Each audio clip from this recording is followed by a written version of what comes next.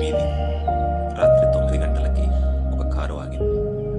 Driver గబగబా దిగి వెనక డోర్ తీశాడు. ఒక పెద్ద ఆయన దిగాడు. సుమారు 50 పైన ఉంటాయి. ఎత్తుగా చామంచాయ రంగులో, నవ్వు మొహం, 6 అడుగుల ఎత్తు. కుడివైపున ఉన్న తన బంగ్లాలోకి వెళ్ళాడు. తన డ్రైవర్ అంజికి ఇది మామూలే. అయ్యగారు ఎప్పుడూ తన వైపు చూసి మాట్లాడింది లేదు. ఊరంతా తనని రామారావు గారు అని పిలుస్తారు.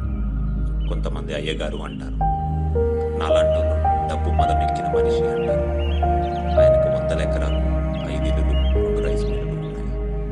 పిల్లలందరూ అమెరికాలోనే ఉద్యోగం. ఈ మధ్యనే జ్వరం వచ్చిందని, తనకేమన్నా అయితే తన కుటుంబం ఏమైపోతుందో అని 5 కోట్లకి ఇన్సూరెన్స్ కట్టాడట. కష్టం తెలియదు. దేవుడు ఒక్కోసారి అందరి అదృష్టం తీసుకొచ్చి ఈయనకే ఇచ్చాడేమో అనిపిస్తుంది. మా నాన్న లక్ష్మయ్య ఈయన దగ్గర డ్రైవర్గా చేశాడు. ఆరోగ్యం బాగోలేక మానేస్తే నేను ఆ పని చేస్తున్నా. ఏదేమైనా నా చదువుకి ఇంతకు మించి వేరే ఉద్యోగం రాదని నాకు తెలుసు. మా ఇల్లు ఈ బంగ్లాకి ఎదురుగా ఉన్న చిన్న పూరి గుడిసె. నేను, అమ్మ, నాన్న, అక్కకి పెళ్లి సంబంధాలు వెతుకుతున్నాం. తెలిసిందే కదా కట్నాల గురించి. చట్టం తప్పు అని చెప్పి సమాజం ఒప్పు అని చెప్పే ఒక రాక్షస సాంప్రదాయం. ఇది మగవాళ్ళ హక్కు, ఇది లేకపోతే ఆడపిల్లకి గౌరవం ఉండదు. ఈ రెంటి మధ్యలో బేరం కుదురుతుంది. గొప్పలకి అప్పులకి చిన్న పేచీ లాంటిది. చివరికి గొప్పలే గెలిచే ఒక సంప్రదాయం. నేను మార్చలేను కాబట్టి సమాజమే నన్ను మార్చింది. ఏదేమైనా నాకు మాత్రం ఒక 3 లక్షలు కావాలి. కట్నానికి, పెళ్లికి, సామాన్లకి అంతా కలిపి. ఎప్పటికి సంపాదిస్తాను, ఎప్పుడు మా అక్క పెళ్లి చేస్తాను. ప్రతిరోజు పొద్దున్నే లేచి 7 గంటలకి అయ్యగారి ఇంటికి వెళ్ళి కారు తుడిచి కడిగి కొత్త పెళ్లి కూతురుగా తయారు చేయాలి. ఆ తర్వాత అయ్యగారు ఎక్కడ చెప్తే అక్కడికి. ముందు ఏది చెప్పరు. ఆయనకి ఏమనిపిస్తే ఏవో భూములు కొనడం, అమ్మడం. ఆయన సంతకాలు పెట్టేటప్పుడు చాలాసార్లు నేను పక్కనే ఉండి చూశాను కూడా.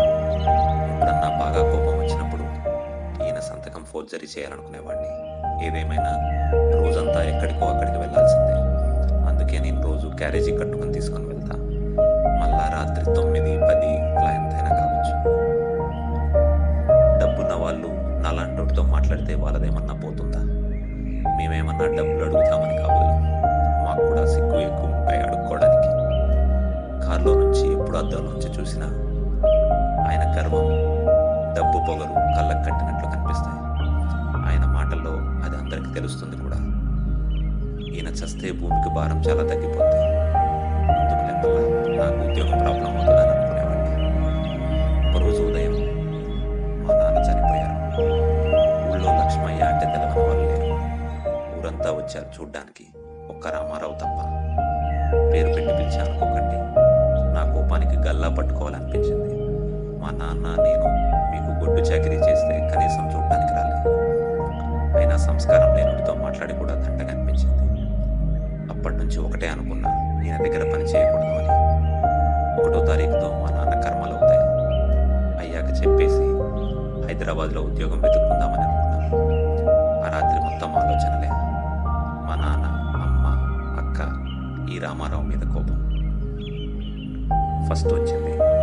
పొద్దున్నే కారు కడిగి ఆయన కోసం ఎదురు చూస్తున్నాను. ఎంతసేపటికి రాలేదు. చాలాసేపు అయ్యాక అమ్మగారిని అడిగాను. అయ్యగారు ఆల్రెడీ వేరే డ్రైవర్ని పెట్టుకున్నారట. నన్ను పనిలోకి రావద్దన్నారట. నేను ఎలా అయినా మానేసేవాడిని. వీళ్ళు తీసినా తీయకపోయినా వచ్చే నష్టం లేదని ఇంటికి వెళ్ళిపోయా. ఆ రోజు ప్రశాంతంగా పడుకున్నా. తొందరగా నిద్ర పట్టింది. పొద్దున్నే లేచి నా బట్టలు సదురుకున్నా. ప్రయాణానికి సిద్ధమవుతుంటే ఒక పార్సిల్ వచ్చింది. అది చూసి చదివాక నాకు ఏడు బాగలేదు. వెక్కి వెక్కి ఏడ్చా. అది చూసి కంగారు పడి మా అమ్మ, అక్క వాళ్ళు వచ్చారు. మాట రావట్లేదు, ఏడు బాగట్లేదు. నన్ను కొంత సంభాలించుకొని విషయం చెప్పాను. అదొక 10 లక్షల ఇన్సూరెన్స్ పాలసీ. మా కష్టాలన్నీ గట్టెక్కించే డబ్బది. మా నాన్న మాకు ఎప్పుడు చెప్పలేదు. ఇంట్లో అందరూ సంతోషపడ్డారు. అక్క పెళ్లి చేయొచ్చని, నేను కూడా ఏమన్నా చిన్న వ్యాపారం చేయొచ్చని. సంతోషం మరీ ఎక్కువ అవడం వల్ల ఆ రోజు వెళ్ళలేదు. అందరం కూర తెచ్చుకొని తిని కబుర్లు చెప్పుకున్నాం. నేను మళ్ళీ ఆ ఇన్సూరెన్స్ కాగితం చూస్తూనే ఉన్నా. ఏడు బాగట్లేదు. ఎంత ఏడ్చినా తీరట్లేదు. పొద్దున్నే పొద్దున్నే లేచి రెడీ అయ్యి దేవుడికి దండం పెట్టుకొని అయ్యగారి ఇంటి ముందుకు వచ్చా.